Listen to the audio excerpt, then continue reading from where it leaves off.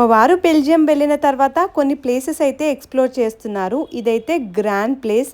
Day టైంలో కంటే night టైంలో లైటింగ్ వల్ల చాలా బాగుంటది అనేసి అయితే ఇంకా నైట్ టైంలో ఎక్స్ప్లోర్ చేయడానికి వెళ్ళారు. మా వారి హోటల్ రూమ్ నుండి ఇది చాలా దగ్గరంట. ఇంకా ఇదైతే మోస్ట్ అట్రాక్టివ్ ప్లేస్ అంట బెల్జియం లో. ఈ గ్రాండ్ ప్లేస్ పక్కన most of the chocolate stores అయితే ఉంటాయంట. ఇంకా షాపింగ్ ఏరియా కూడా ఉంటదంట.